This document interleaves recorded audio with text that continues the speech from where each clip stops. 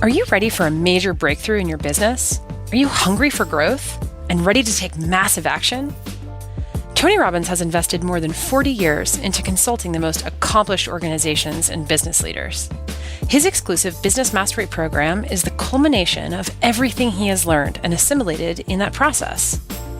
In this immersive 5-day boot camp program, you'll learn from Tony and other leading business experts how to uncover the critical factors impacting your business right now. Then refocus and realign with the business strategy you need for competing in any economy. You will leave this groundbreaking program with the essential tools to shape your business and drive it to incredible success. So harness your hunger, let go of your fears, and take your business to the next level at Business Mastery. Admission is extremely competitive and exclusive. Visit www.tonyrobbins.com/businessmastery to see if you qualify. Space is limited, so only qualified business owners will be approved.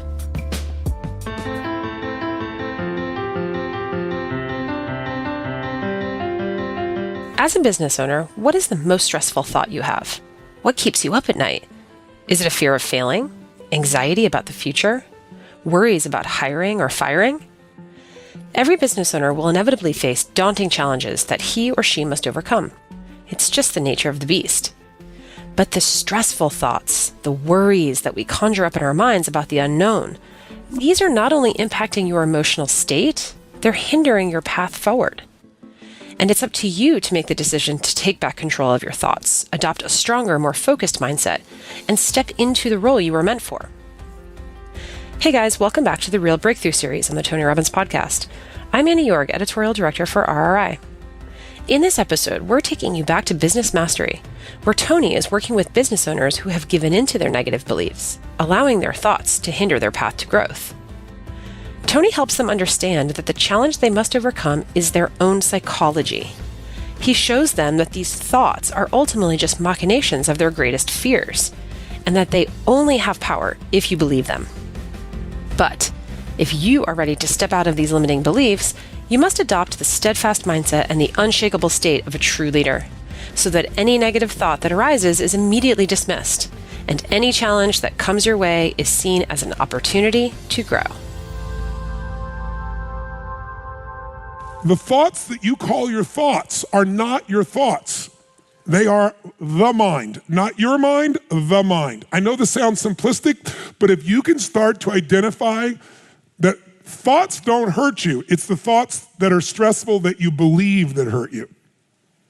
So for example, coming back to my couple, where'd you guys go? Tell me what was one of your most stressful thoughts? Give them both a big hand again, please. Oh, a big hand, ladies and gentlemen, for God's sakes. So tell me, Travis, what's one of your most stressful thoughts? For me, I think I've realized that with this, I have to get away from being an operator and being an owner. Yes. That's really it. That'll change. There's no question that'll change everything. But tell me, what's the most stressful, ongoing, recurring thought you have? Adding employees. What about adding employees? You're trying to find the quality ones. You're trying to find a package that entices the right people to come to you. But that's not the stressful thought. What's the stressful thought about adding employees? All the headache that comes with it and they bring to the shop with them. So now I want you to understand this. Write this down. All beliefs carry with them consequences. All beliefs carry with them consequences. For these two to grow a business and for him to become a business owner, not an operator, is he going to probably need to hire more people, yes or no? Yet he believes a stressful thought that says, if you do bring on more people, it's just going to bring on more problems, more drama. If he believes that, then he won't do the very thing he needs to do to grow his business. The chokehold is his psychology. Raise your hand if you hear it. Who here gets really excited about hiring people because it means more freedom, more leverage? Who's in that place, right? Right? Some of you say that till you hire people, then you're like, what the Like, who here ever said, I want a relationship? And then you got one and said, I don't want a relationship. Who's ever had this experience? So this thought that bringing more people in my life stressed me out, who else has had this thought in some context of your life that bringing more people in life is going to create more stress for me and more problems? Raise your hand. Keep your hands up and I want you to look around the room. This is not a unique thought. No. This is a thought many people have. Give me another stressful thought you have. What's another one that dominates you? She's reminding him of the one that stresses him. No, I'm saying put it here. Oh, so you can hear me. The thing is, the underperforming with the business. You have so many employees. You have to perform. They rely on you to make the right decisions. So the stressful thought is what? Failure. Underperform. You fail. Okay. The stressful thought is, what if I fail? What if we underperform? What if we have all these people and then we don't succeed? Who here has ever thought, holy, I've got a lot of people, or holy, what if we fail? Who's had these thoughts before? Let me see your hands. Look around the room. We are not unique. Okay? Is this a unique thought, yes or no?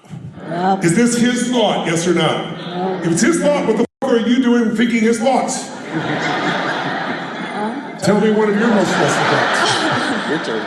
Tell me what's one of your most stressful thoughts. It will be not become an owner and be forever an operator. So my stressful thought is going to forever be an operator, forever stressed out. But that's new language. Give me the thought you've had in the past before you heard that language. What's another stressful thought? That I have to work super hard and not able to have freedom. Okay, I'm gonna have to work super hard and I'm never gonna be free. Who's had the fear that you're gonna have to work super hard and in the end you won't get free? Let me see your hands. Keep your hands up around the room. Please look at the percentage of the room that has had these thoughts. I have not heard a single unique stressful thought so far. Someone else, raise your hand and tell me your most stressful thought. Yes, ma'am, what is it? If I spend less quality time with my kids and more just because being more time working all the time. So the stressful thought is, I'm always going to be working. I'm not going to have enough time with my kids, or if I have time with my kids, my business will suffer. Who has had this thought before? Let me see your hands. Keep your hands up, look around the room. I'm looking for a unique stressful thought. I'm looking for a thought that not everybody has. Come on, there's got to be one out there. Yes, ma'am, what's your most stressful thought? I don't speak good English. I don't speak good English. That was pretty good English. I don't communicate well, and I don't write well. So I don't speak well and I don't write well. And I don't have a business degree. And I don't have a business degree. And therefore? Therefore, it stress me out, even though I have a multi-million-dollar business. I have a multi-million-dollar business. Don't confuse my success with my fears.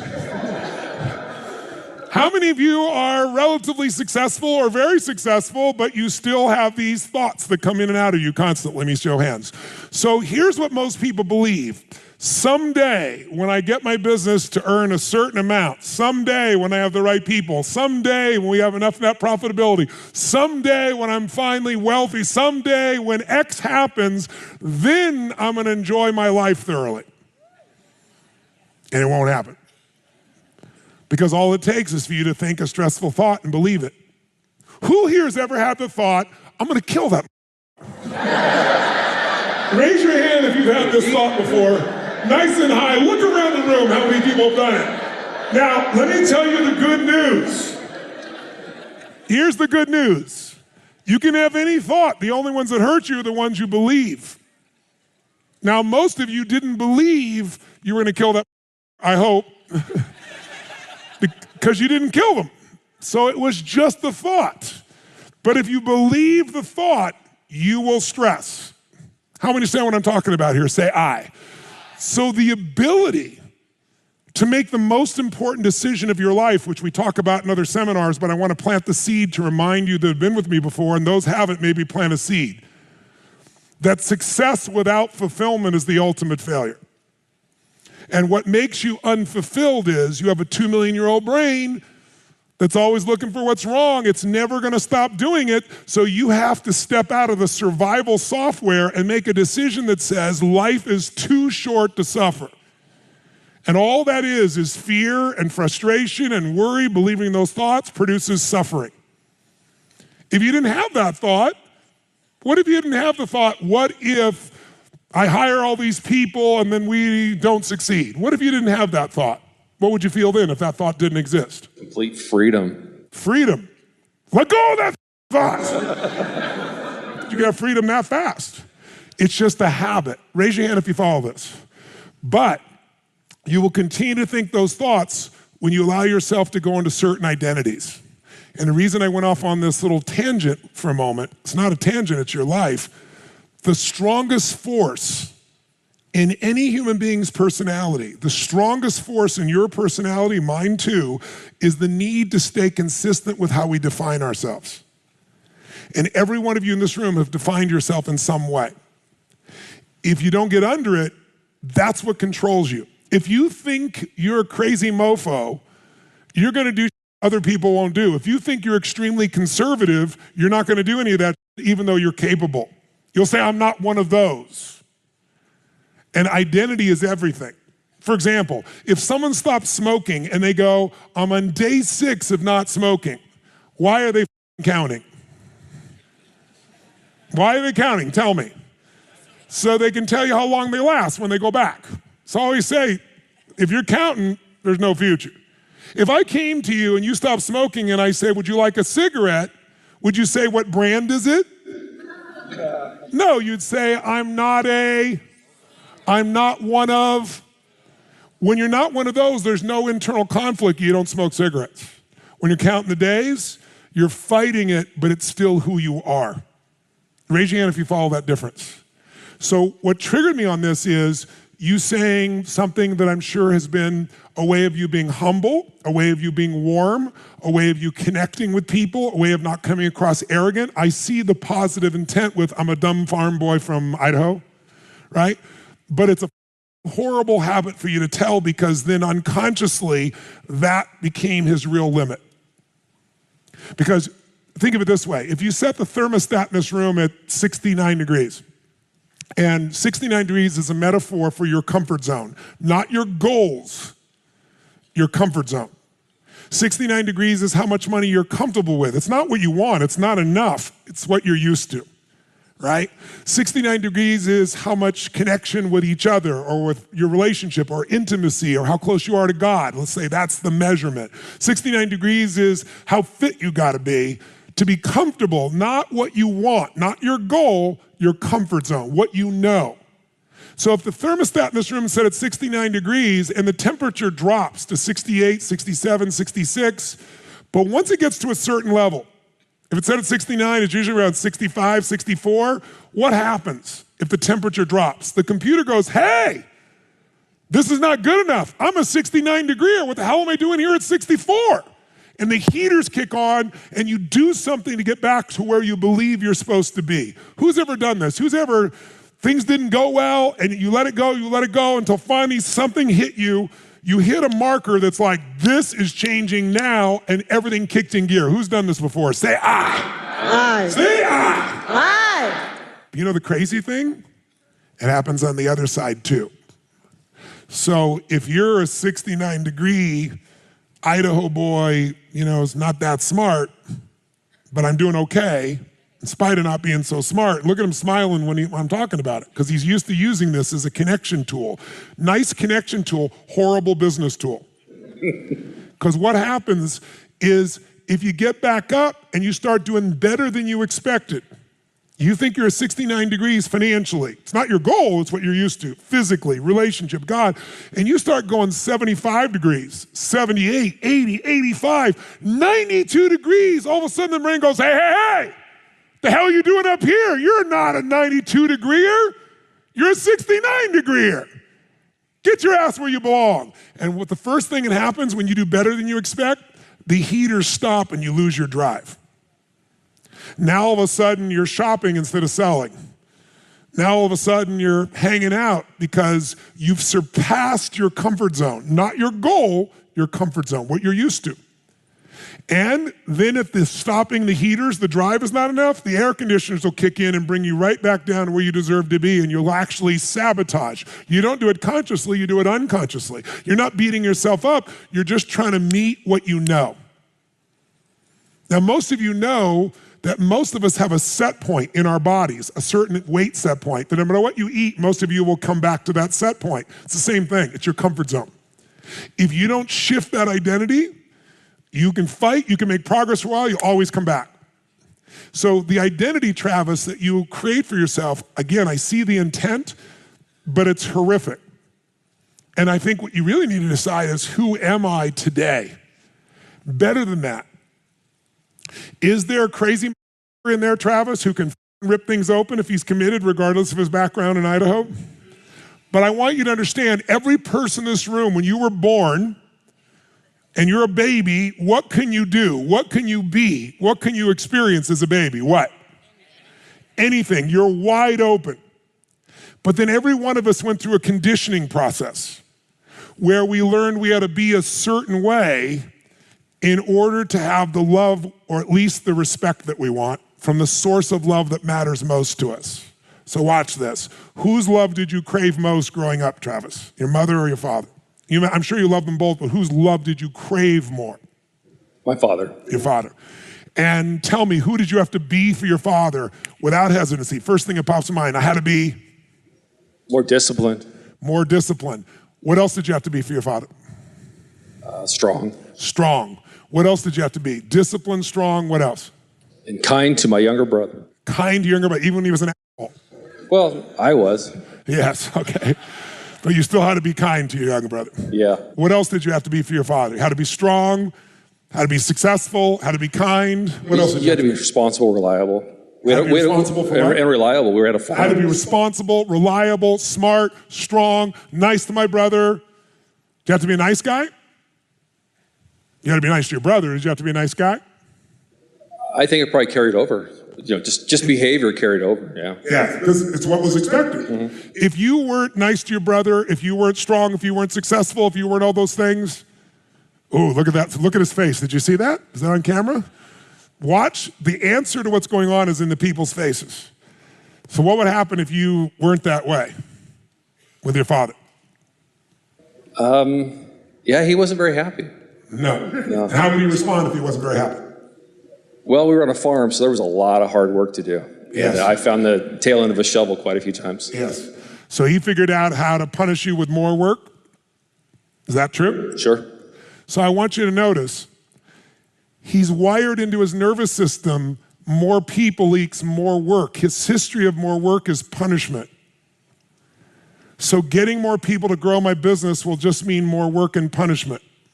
So he goes back to his childhood and he runs the same pattern and then goes, how come we know what to do, but we're still not doing it? So then he blames himself and says, well, I'm just a dumb farm boy from Idaho, when he's not. He's a very smart man. How many can feel this? Right?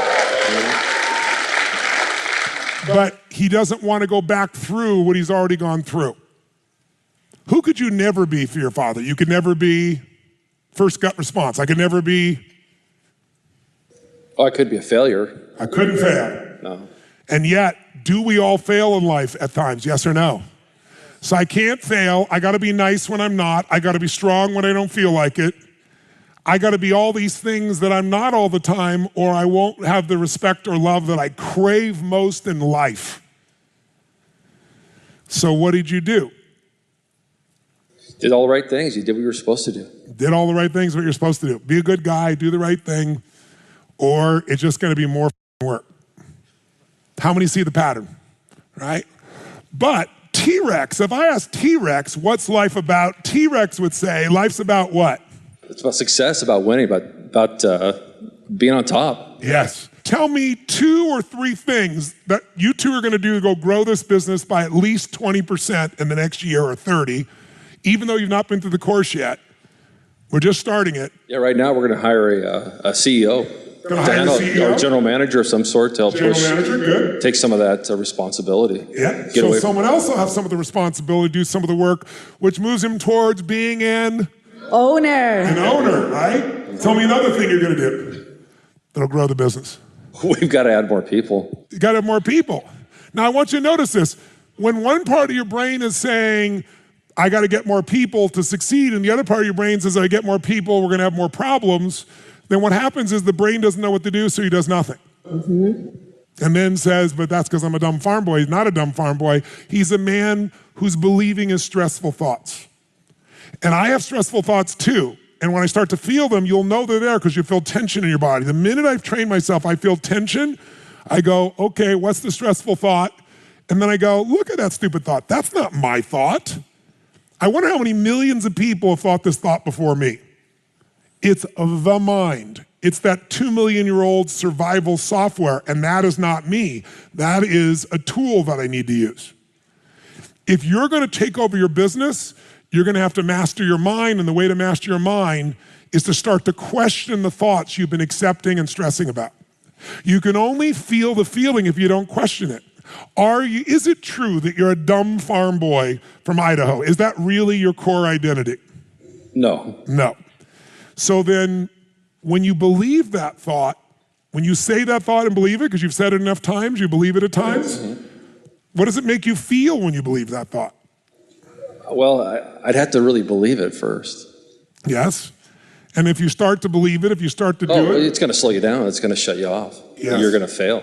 And if that thought's not, if the thought didn't exist, if I no longer had the thought, if I never ever said that again, I'm a dumb farm boy, because you've said it for a lot of years. Yes. True? Yeah. It's not new.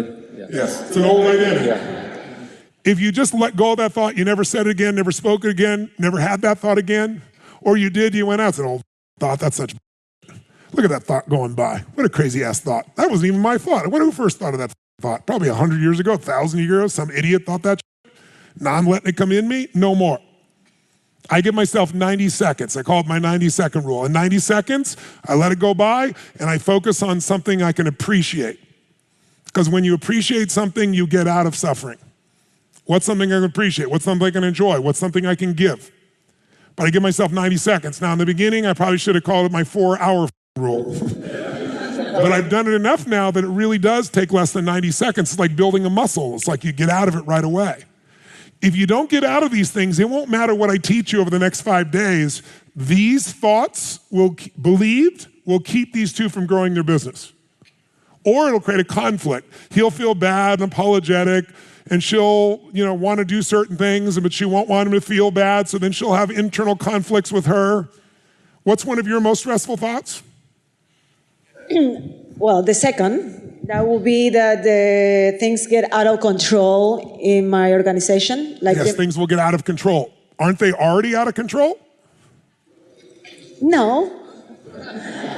No. Really? They're in control right now. Your business is running exactly how you want without you being there. Can be better.